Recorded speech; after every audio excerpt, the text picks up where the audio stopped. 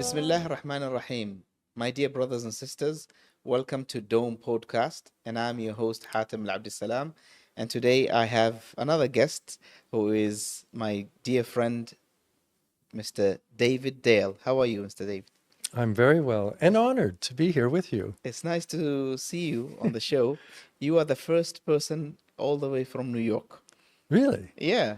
Oh my goodness. I don't remember when was the last time I had an American on the show. So I'm very excited for today's show. Well, I'm even more honored. Alhamdulillah. I'm really from California originally, Yes. but my adult life was spent in New York, part of Okay. it. So tell us a little bit about your childhood. Where were you born and raised, and what was it like back then? Well, now, I was born in California and Northern California.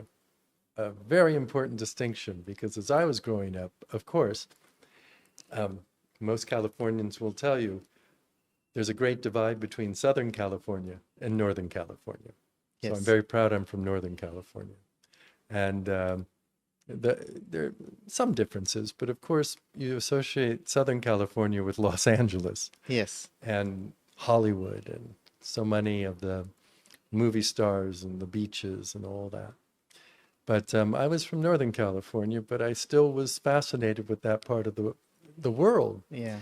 Because when I was a kid, the Beach Boys and my surfer cross and skateboarding was so exciting, and that was a completely different world than today because it was so simple. It was In what way it was simple? so simple because your days were free. Hmm. Parents, that's a great difference here. I've noticed, thinking about you were going to ask me about maybe the 60s or the 70s Yes. in America. Here is very much like that period in the form of the trust parents have with their children being outside on their own or going off and So playing. it was much safer. They So allowed you safe. to go and play outside. Wonderfully safe. Were both parents working at Uh, that time? When I was very young, yes, Hmm. very young. But they divorced at a certain point, and so I was raised by my father. Yes. Yeah. And I didn't see my mother again until I was 17. It Okay. was sort of heartbreaking, but it is what it is. But Any of your parents are still alive? I was adopted, and I know my natural parents. Okay. And my father's still alive, and my mother. They're both very healthy. Alhamdulillah. That's good. Yeah, is right. But I hardly know my father. Hmm. We don't see each other. But I do keep in contact with my half-brother for updates.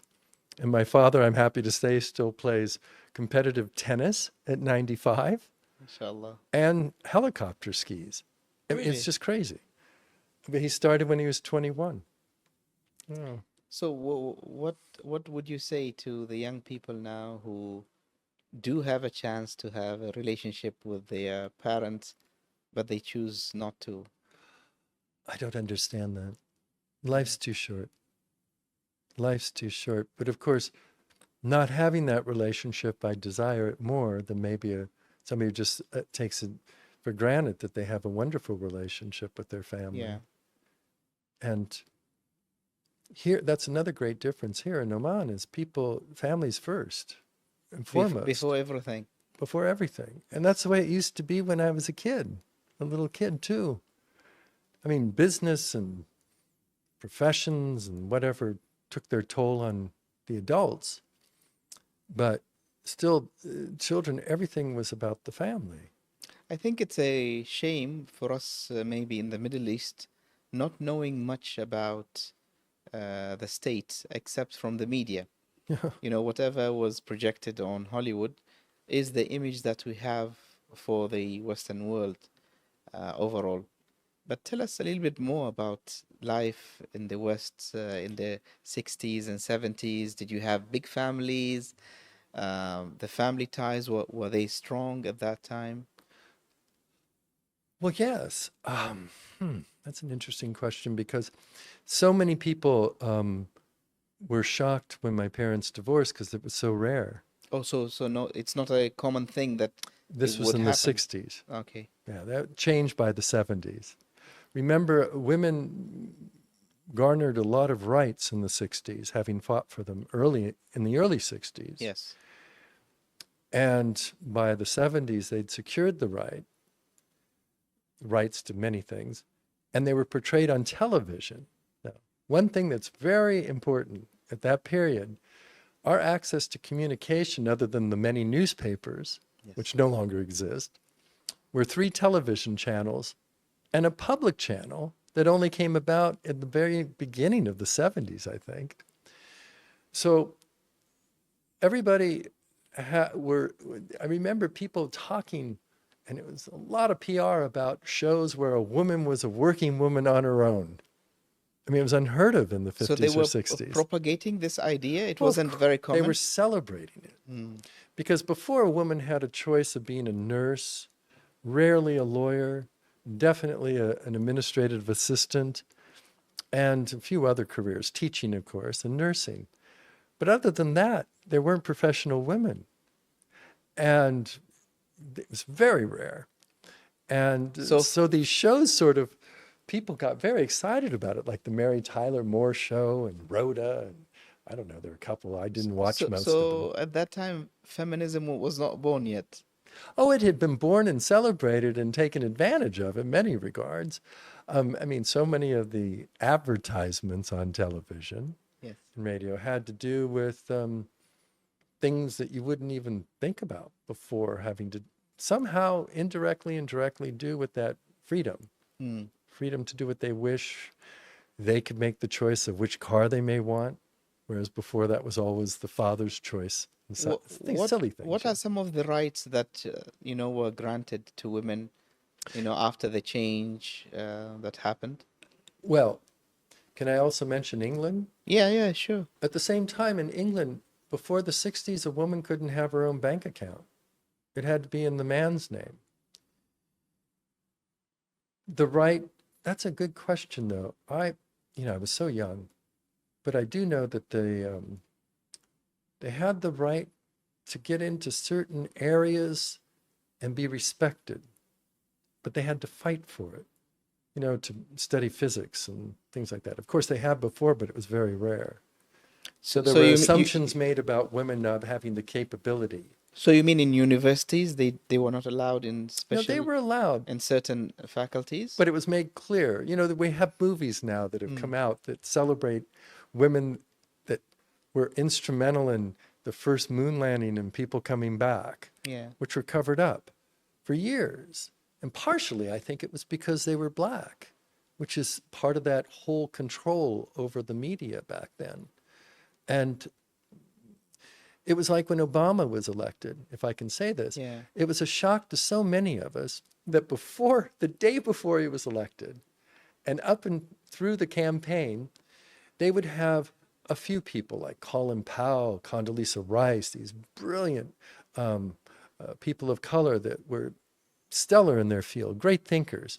But on the most part, they had these fanatics, these Al Sharptons, these characters that seemed to be like lawyers that would chase an ambulance, they could say, And the day after, all of a sudden, all these brilliant people of color, men and women, were on all the talk shows, all the major news shows. And it was like, where were these people last week? Yeah. And it was the same with the movies are now celebrating. So it wasn't just the women. It was also coincided with people of color and race.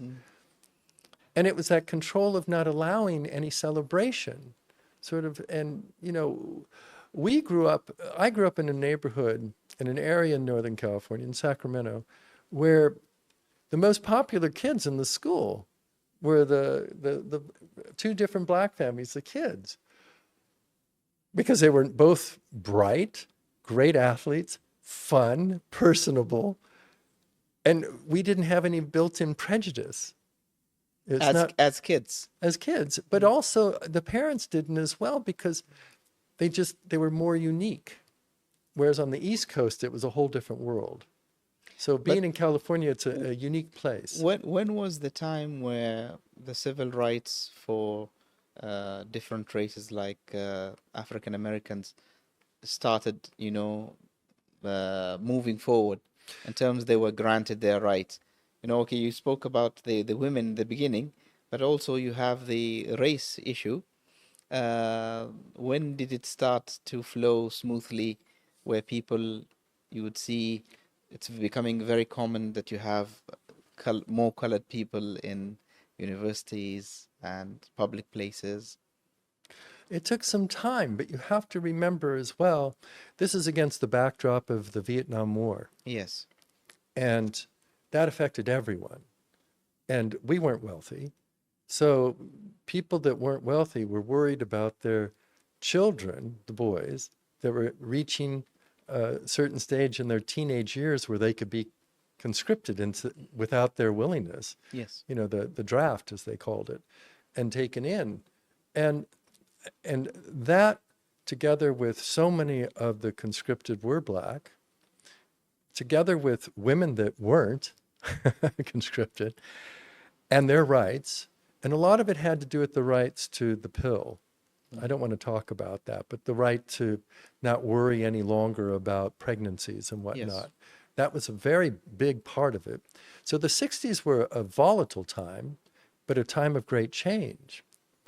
And it culminated, I think, in the year 1968 when we know, and there's a lot of controversy about it up until the last few years, that Malcolm X, who had been killed before, Yes.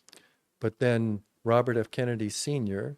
was killed that year, as well as Martin Luther King, which is crazy that it all happened one year. And I would add All the Thomas important Merton. icons Yeah, of and the Thomas society. Merton. And I was doing, I had written a screenplay. It was almost finished. And I haven't restarted it much. But it had to do with Thomas Merton, who was killed that year as well, that had a great following. A monk who was a great writer, but very famous. He had millions of people around the world that followed him, even though he lived in a cloistered seminary, monastery in Kentucky. But he had such a following. He wrote a book called Faith and Violence. And it was not for violence, but it was about faith and the need sometimes to recognize it leads to violence when it's suppressed. Yes. And I think he was murdered, as now it's coming clear, by whoever the people that have such power. Some people say CIA, some people say it's a combination. But in the year 68 as well, because of that book. And I don't think the FBI, CIA, or whoever was behind it bothered to read the book and really take it in. But because he used Malcolm X as a great case study, and Robert Kennedy was against the war, Yes. and we know Martin Luther King, they tolerated him. He led to so many changes, alhamdulillah, but he didn't have the following that Thomas Merton did worldwide. And it was a volatile time. And after that, 69, 70, the world changed a little in America. And the music changed. It was wonderful. It was fun. I want to bring you back to the idea of I'm sorry. living in the United States, where you have all of these races. You have the African American, you have the Hispanics, and the Caucasians, the Italians, and everybody else, and the Germans. How did you all blend in together in the society and come up with the American culture, which spread all over the world? The reason why I'm telling you this is there was a teacher working here in Oman. She was an English teacher, and I couldn't tell from her features where she's from. And then she said, "I'm an American, born and raised in the United States." And I said to her, "I'm sorry, you don't look like an American." So she was offended a little bit. I said, "What does an American look like?" That's a good question. Yeah. So this really triggered my mind. thinking about it, because we are living in Oman. I would say like 60 to 70% are Omanis, from the same race, and we have a few expatriates working here from different nationalities. You can recognize and tell, okay, this person is Asian, this person is European, and so on. But if you're all living together under the same banner, how do you cope with one another? You have different languages, cultural baggage, but you all manage to melt in one pot. I'm from California, and that's not to buffer. Well, California is so different than the rest of America. And they used to say, and it used to be true, that a lot of things that started in California spread to the rest of America. Okay. And one of the things I know growing up is we were so colorblind, in many respects colorblind, but I didn't live where, like when I first moved to New York City, where there's such a distinction in neighborhoods and such a distinction in wealth. I mean, a variety of wealth and where they live and the animosity, the fear from years before and things like that. We didn't have that. In California, you didn't have that? Well, we had it certainly in certain areas, but I wasn't brought up in those areas. So I didn't hear about that until I was much older. And, we were sort of naive. Californians are sort of naive.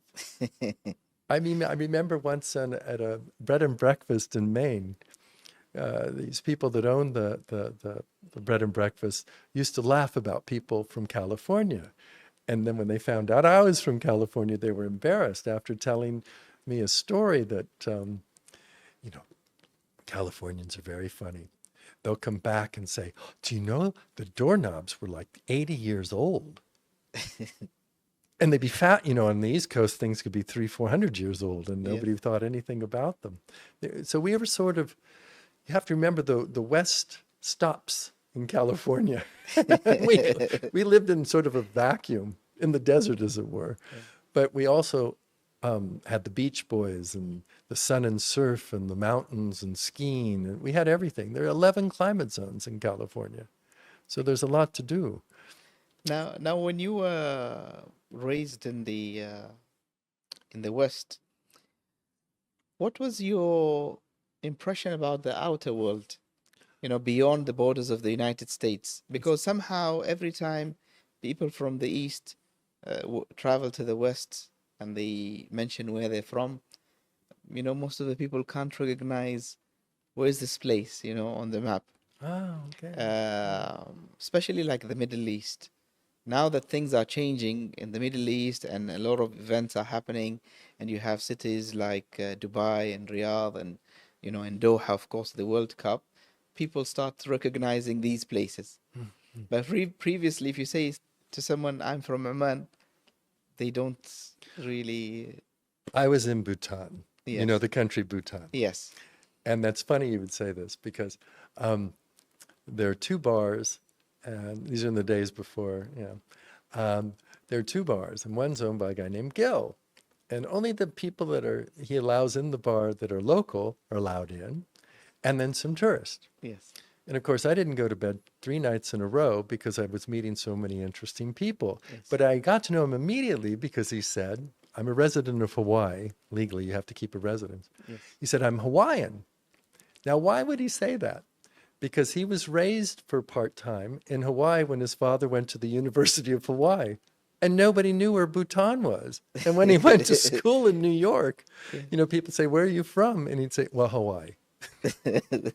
You're right. When we were growing up, we all wanted to go to England to see London or Paris or Rome, because you read so much about it in Western literature. Yes. And for us, just going to the East Coast was so exciting. And when I moved there, it was laughable to me that you drive through all these famous Gettysburg and they were famous throughout the history of the Civil War, the Revolutionary War. They were we were taught California history, which had a lot to do with Mexico and the Spaniards and the Indians. And we were more attuned to the Indians being not conquered by the English or the French as they were on the East Coast, but by measles and tuberculosis that was brought in. Yes. And there was no real fights in the Midwest with the buffaloes and all that. So we were very peaceful. So of course we all longed to go to Boston, you know, and Philadelphia, and where the country sort of had its beginnings. And then Europe, but never the Middle East. And if you knew anybody that had been to the Middle East, usually they had worked for an oil company. Yes. Something like that. And, you know, it was, I think in the 70s when Lawrence of Arabia, that great movie, came out. Yes. And then people were in love with the idea of going to the Middle East and seeing sand dunes. And it was so exotic. And, you know, Omar Sharif, and, you know, it was, yeah, I remember that. Then you moved to the UK Yes. later on. Mm. Did you find it very different from the States? Completely different. Yeah. Was it a cultural shock, or is it something that you managed to cope and Oh. you expected it to be? I have to answer that in a funny way. I have to answer it moving to New York, because I lived in New York City, and I also lived in London. And the funny thing about that was I was in both places at the best time, especially New York. I moved there in '94 to do a master's in conceptual art. And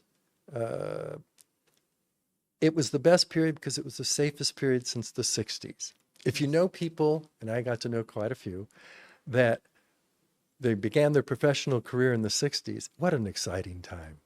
It was like Oman is now, full of hope for the future and just beauty of being involved and being able to make a difference. Whereas London was so sleepy. I mean, they would look at you cross-eyed if you asked for an extra ice cube with one ice cube in the glass and a drink. Really? Oh, absolutely. It was crazy back then. It's changed so much, England. I mean, we can laugh about it, but people used to go to the Ritz and join the Ritz gambling club, not to gamble, but on those really hot days in the summer that do happen, to be able to go to a place with air conditioning. It's completely changed. And to watch the transition in both, which was very sad. It was later in England, in London, but all the ma and pa shops disappearing. Value the ma and pa shops here, because they disappeared in New York. You couldn't get your watch fixed. There were no more bakeries.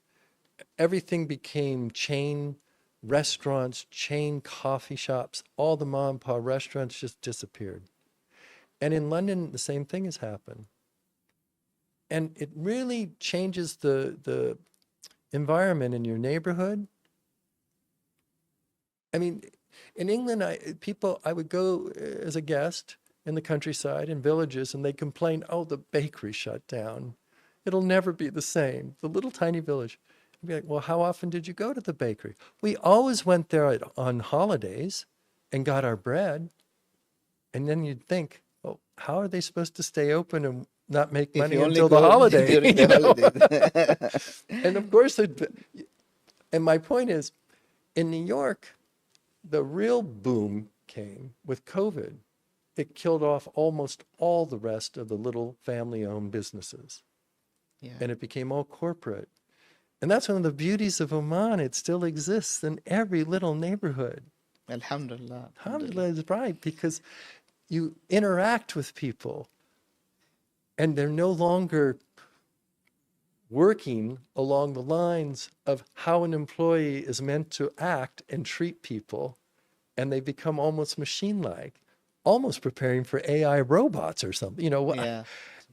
and it's such a beauty living here, being able to interface and exchange ideas and talk to strangers, and everyone with the respect and the humility that Omanis have and the expats have, such appreciation for the lifestyle here because of that. This brings us to the question is, how did you end up in Oman? How did you get to know about Oman in the first place, and what made you move to Oman? Well, the first time I was here, I was on a cruise, the Dubai to Dubai cruise. And sadly, it was when Somalian Indians not Indians, pirates, sorry, were nothing to do. It's just a mistake in my head. But the pirates were causing a lot of trouble. So we weren't able to go to Kuwait on that trip, but we did get to go to Salalah, which was exciting. And after Salalah, we came back. From Dubai? Yes. Okay. And then we came up to Muscat. I think we stopped in Sur for a day. I'm not sure. And we definitely were up in Macedon, which I fell in love with. Musandam. Musandam. Yeah. Oh, I loved it. I mean, I loved it up there. And the people were so nice, you know. And I had so much fun at night, again, not wanting to go back on the boat. And there were a group of us. And somebody who is, there was wonderful people on board that ship. And that was my first introduction to Oman. Yes. Was there a cultural barrier or a language barrier with the local people that you met during the... Who did I meet? I mean, inside a souk, who are you going to meet? You're dealing with... Our guides, though, you know, in the dunes and whatnot, they were just, everybody loved the people. They just loved them. Everybody was like, oh, these people are so nice. And I didn't go back. In Musandam, there were 4 of us that went to this place where you could drink and watch girls dance. Now, excuse me, but to watch the girls sort of behind ropes. Yeah. And with our guides that day. And we had such a nice evening. We were so sad to see everybody go. It was just so sweet. And I only tell that story because I almost fell in love with the country then. I wanted to move here then. So in England, I had done, I was becoming a monk, a Catholic monk. And I had just finished a master's in theology at the first school to give a degree in Abrahamic studies, funny enough. But during all my interreligious faith work, Sorry, where was this? Where in did London. you do? In London. Yeah. Okay. And in my work, even though we had an Islamic department, there was only 2 teachers in it, 2 lecturers, Yes. and they were rarely there.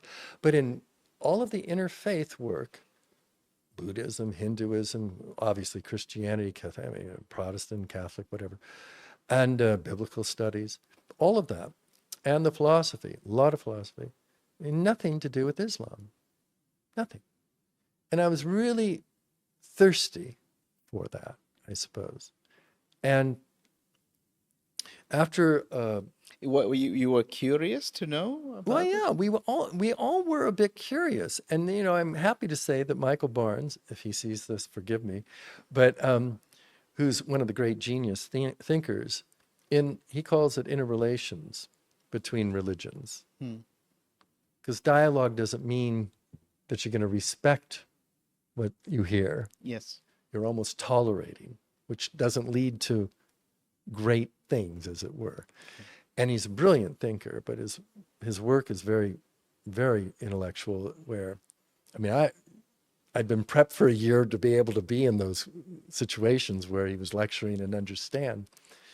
But I wish he was more geared toward an audience that didn't have a background and able to understand it. But I'm happy to say, when I left London, he was getting involved and being pulled away into the Islamic philosophers and the Islamic work. So great things hopefully will come from that.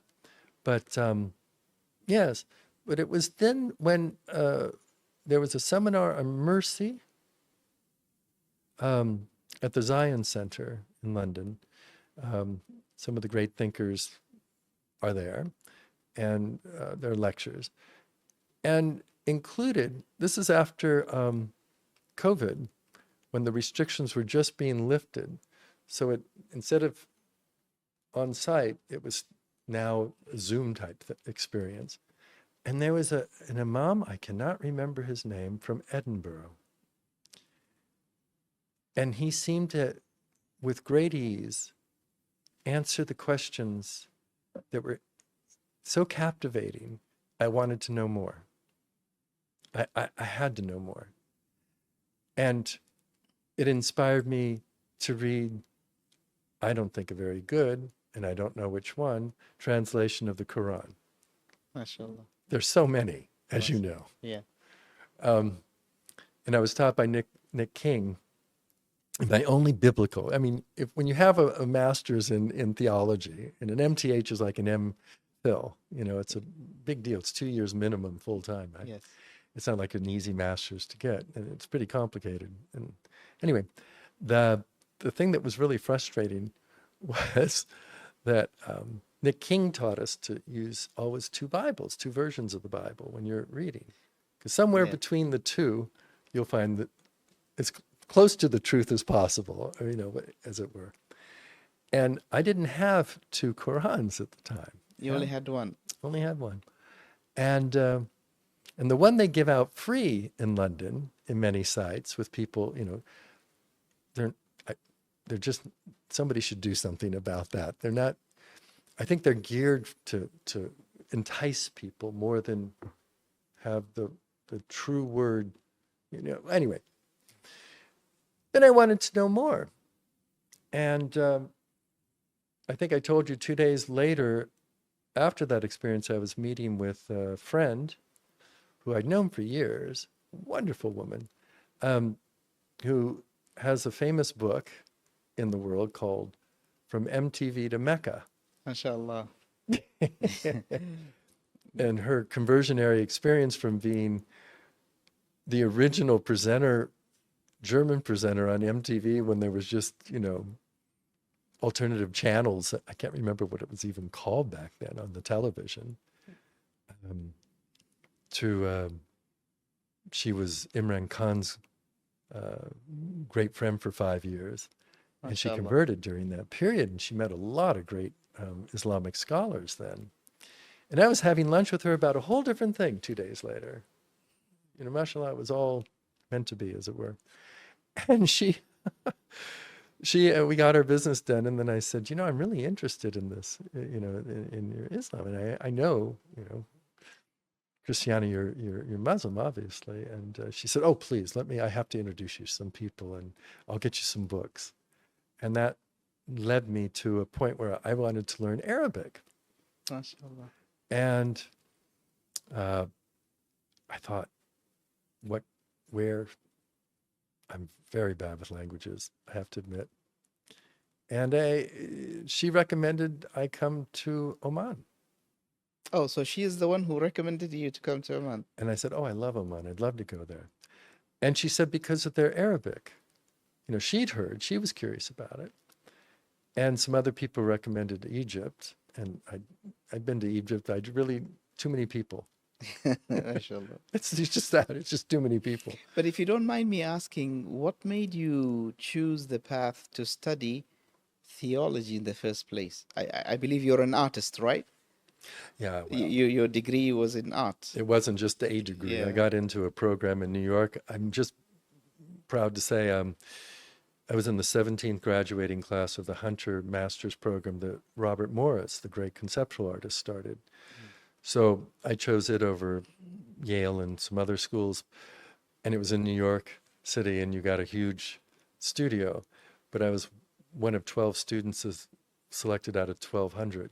MashaAllah. Now the acceptance rate is up to 2% because there are a lot more conceptual art programs at that level. Yes. In any case, so even though I'm not a real practicing artist anymore, yeah, I am an artist. I'm at least designated by some people that put me into that program.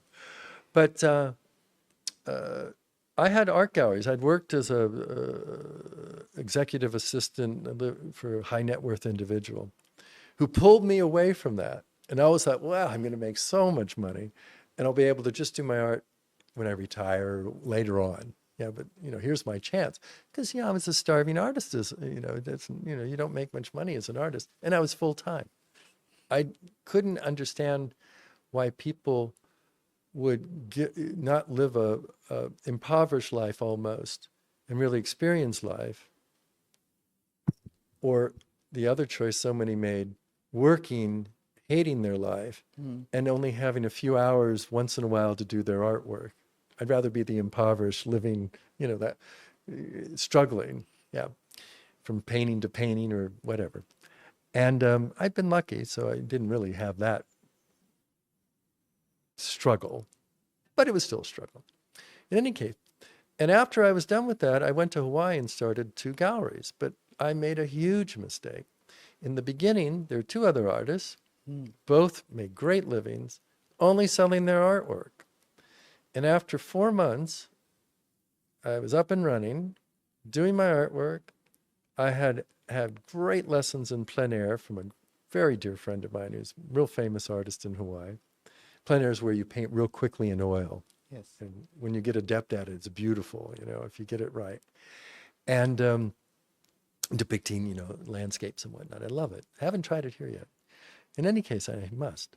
But, and I made the mistake, a friend of mine from a very old Hawaiian family who was also unique. Robbie's unique. Robbie missed if you're there. You're so unique. Because in Hawaii, there's a great segregation between the old ranching families and the Hawaiians themselves, the Hawaiian culture. And Robbie bridges that gap. He's very much with the Hawaiian spiritual community, very active in it and very respected, as well as being from the first, his heritage is the first doctor ever brought to the Hawaiian Islands. So it goes way back for Hawaii.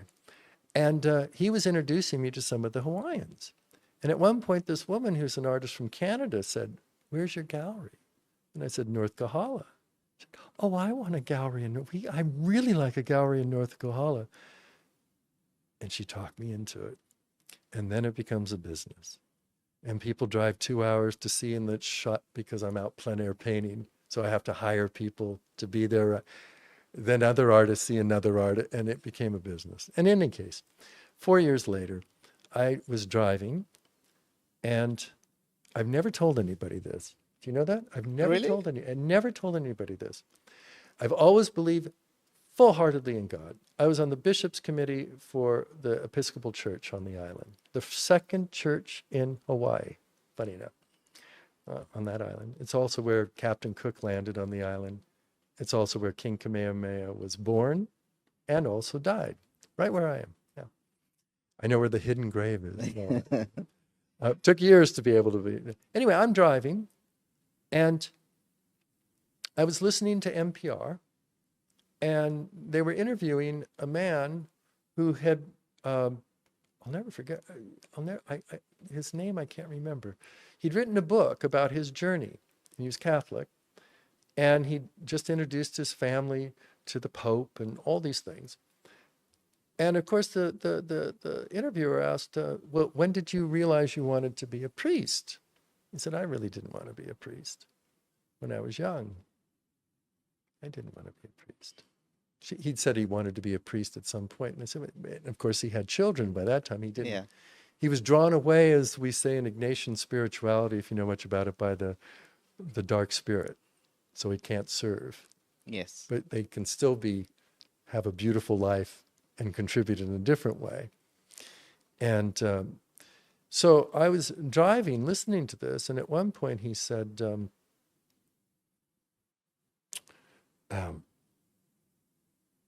that he hadn't had a calling. And when I was young, in my 20s at Dominican, which we had the big convent, the Dominican Order of Nuns, on campus. It was a university now, before college. I was always told by two of the nuns I was very close with, "You have to have a calling." And they made it sound like the clouds parted and, the whole bit, right? And I'd never. And then he explained that he'd never had a calling before. I mean, so many priests don't have callings. I knew that, What do you mean by calling? God calls you, or you have a feeling. Okay. So I'm listening to all this, and I start to get very angry. Very angry. And I start having words with Allah, God. Because I didn't, I really always communicated with God. Rather, most people, Christians, communicate through Jesus or Mary. Yes. Mary I always elevated the highest, as I was a Catholic when I converted. Anyway, long story. And so I got very angry. And all night, I was driving an hour and a half to town, hour and a half back to where my galleries were. And I was having all of these words. And I was crying.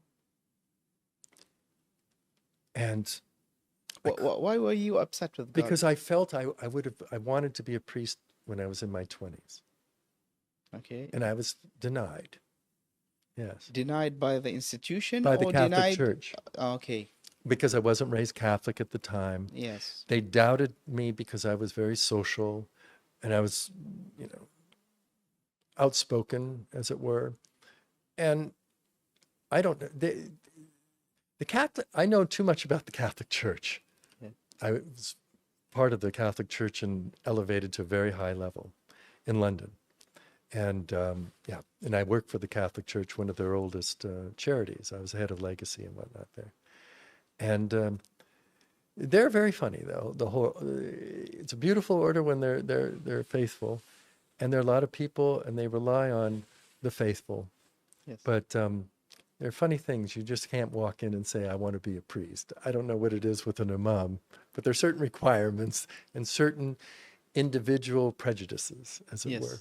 In any case, I was angry because I really did at the time. And so I'm having these words, whatever. So I go to open the next morning, still smarting, still like, why at my age? They'll never take me at my age. Yeah. And I go to open the door, and in this man comes and rushes right in front of me and comes into my gallery. And it was Father Bob from the Catholic Church. He'd heard that in a gallery somewhere in town, there were only 3 galleries, there was a picture of the church back that was founded by the great saint. Anyway, the saint of the lepers. He was in Hawaii. His church was there, whatever. And I started talking to him. And I said, "It's really strange. You've just barged in as I was opening. And this is a community of very few people. It's at the end of a long journey for tourists. And the next day and a half were very powerful. So I decided I was meant to give my life up for God. And that's why I went to see the bishop. And the bishop said, "Oh, you have to wait." They love that because they're worried a person my age. And then, "Oh, you have to wait, you have to wait." So I was living in London too at the time. Every 3 months I'd go back to London, every 4 months maybe. And there I went to talk to some priests that I knew. And they said, "Well, why don't you go to Heathrow, the college I went to, and study theology? Maybe that'll help." And I went, and they offered me a place right away, and that started my journey in a different direction. But I gave up everything. Gave up everything in Hawaii, closed everything down, and that's been my pursuit since. You completed the entire course? Oh, The master's? Oh, yeah. And then I did a master's in charity management as well, because I met my wife. There are a couple protocols before you go into a Benedictine monastery. Yes. And I met my wife just before the second to the last protocol. She pulled me away. And I knew from working with Gemma Simmons, a great master of Ignatian spirituality, and the spiritual director, advisor to the last Archbishop of Canterbury, even though he's Protestant, wonderful woman, Gemma Simmons. I knew all this, that, you're always tempted away, and the bigger the temptation, the deeper your faith must be. But isn't it a problem in the Catholic Church if you have a family, like you're married and... Well, all of a sudden I met this woman in front of 35 friends I'd known, social friends, really close friends at an event. Yeah. And she was there. And our eyes met. I went upstairs. A friend of mine was lecturing on something. My dog was there that another woman had. And it was a real problem for 2 weeks. And so I went to a place I'd gone before, St. Bino's. It's a retreat, silent retreat, and where you're given a spiritual director, a 9-day retreat, to decide what it was I going to do, because I realized I'd never felt this way for, it's either marry or give up in Core Abbey, or there was another abbey in America that I near Yes. that was, in any case, and we decided I could do more work for the church out in the world instead of cloistered away in a dying monastery. Yes. It was down to 8 monks, huge monastery, down to 8 monks. And of course, in my mind, I thought, this is my God plan for me. God wants me to help resurrect this monastery. Yeah, I love a challenge. And that's what led me to Hithra. And then I was brought into the Catenian order. It's a sort of a Catholic hierarchy in the Church of Men. And in that order, I was with somebody who was in, can you believe it? They have them here too. But Russell's a wonderful guy, brilliant man. But he's part of the royal, what is it called? What is it called? In the coterie of the royals, it's a designation, I forgot what it is. In any case, and I said, I want to work. I have to get a job. And he says, what do you want to do? And I said, I want to work for a charity. So I know the perfect charity. And it was Stella Maris now, but it used to be Apostleship of the Sea. So they hired me, and I felt, oh, this is what I meant to do.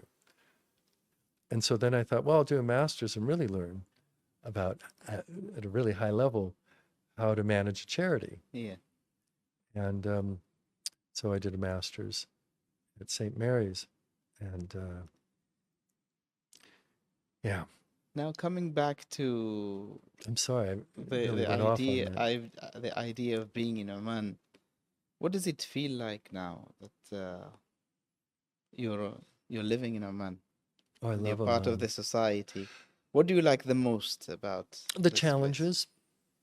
To be honest, it's the challenges. I love most that there's so much hope in the youth. Mm. And they're so well educated, so many of them. Yes. And they don't realize what an advantage they have out in the real world.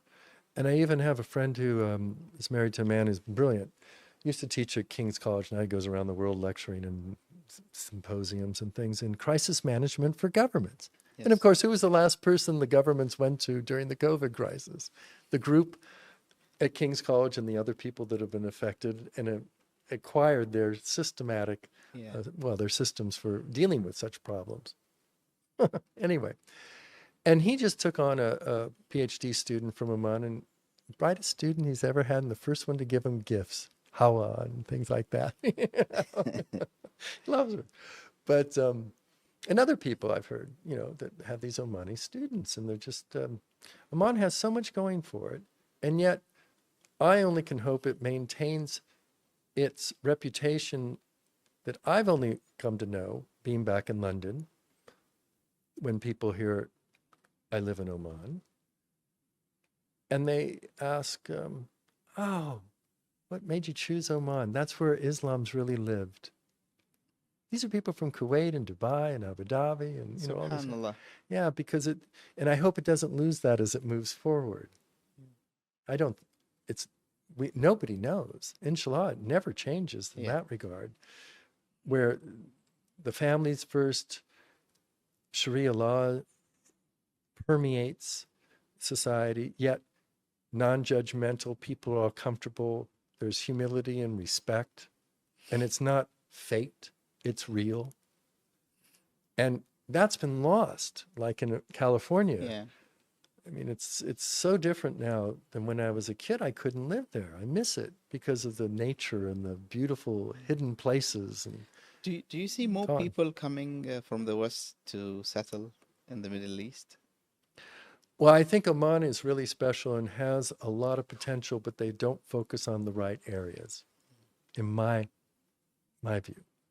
I think they need to monopolize their reputation as the Switzerland of the West. Yes. I mean, to the West, as a Switzerland in the Gulf. To the West, they should really monopolize it and Yes. stop concentrating on tourism.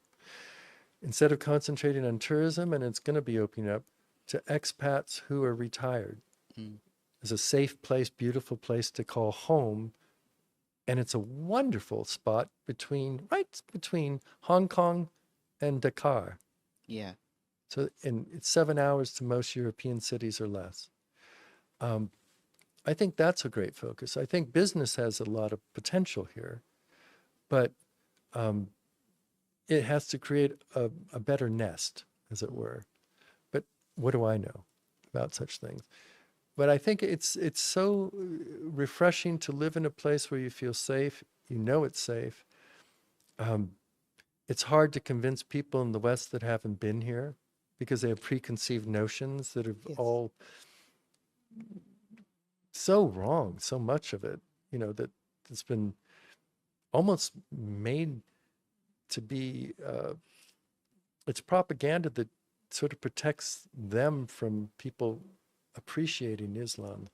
So what do you tell people back home when you go for holidays and family and friends, and they ask you about Oman and the Middle East?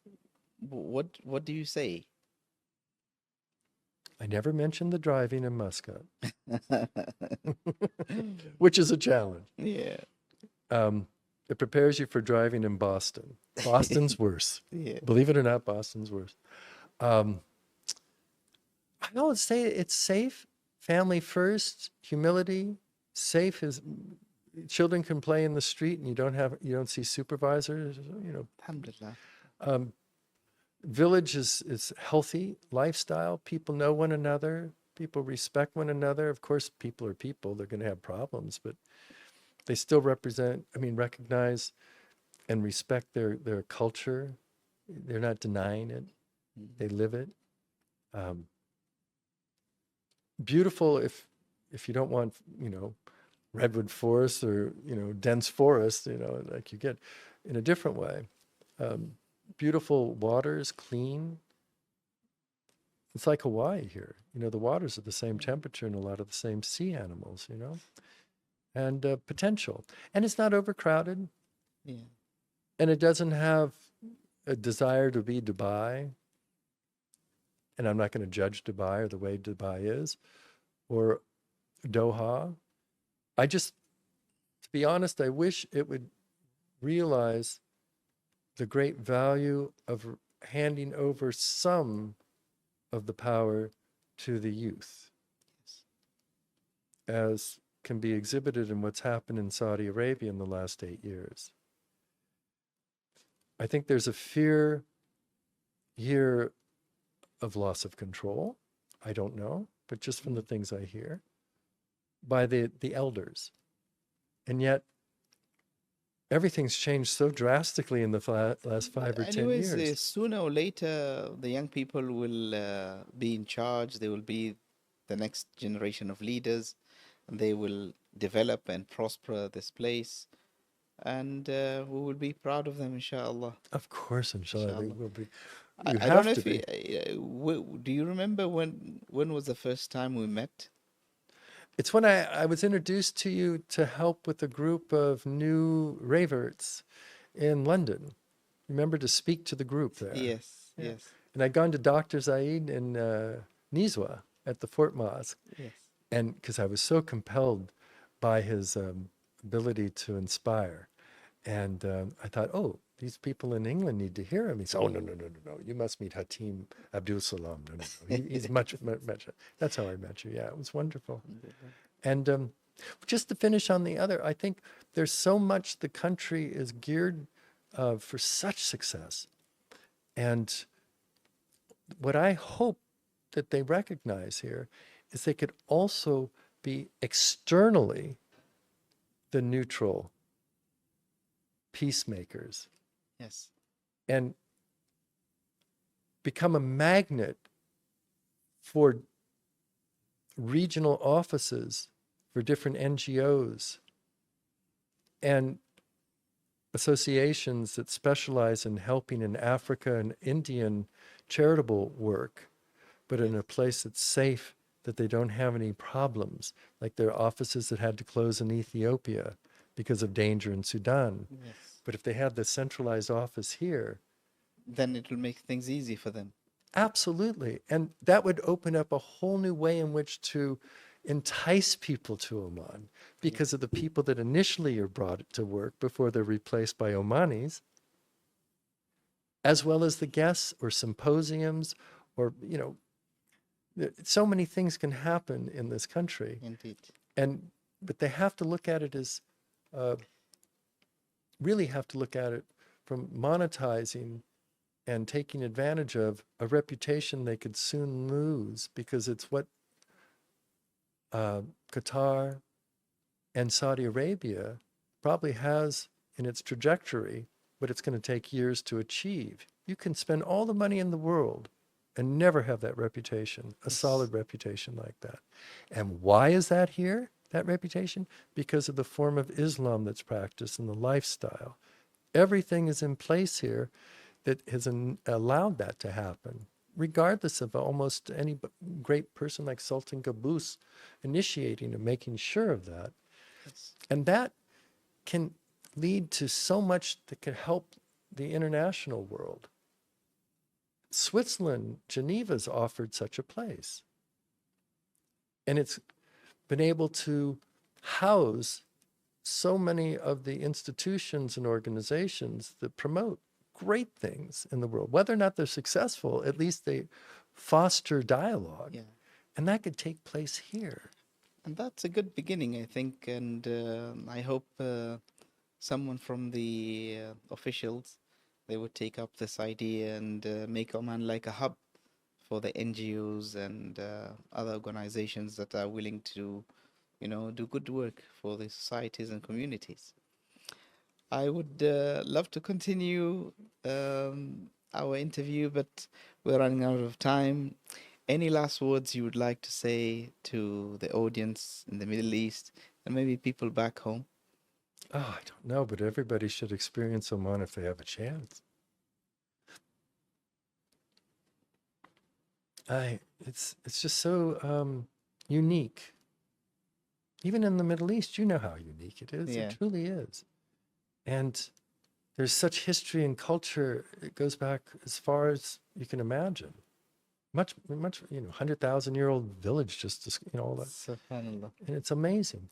And it also is such an important hub in the history of the world, in the Silk routes and all the influence from India going both ways. Yeah. From Oman, the Arab culture and Indian, and all, it's so rich.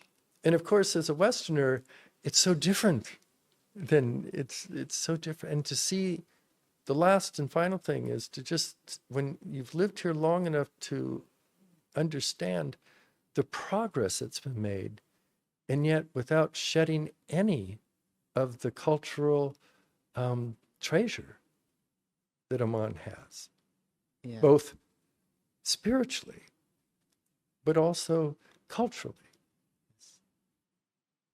in such a short period of time. It's amazing. Alhamdulillah. Yeah. Thank you very much, Well, thank David, you for being having on me. the show. It's been and an honor. hope to get in touch, inshallah, soon. Good. Inshallah. Thank you. Dear brothers and sisters, thank you very much for watching Dome Podcast. I was your host, Hatim Abdissalaam. See you next time, inshallah. Assalamu alaikum wa rahmatullahi wa barakatuh.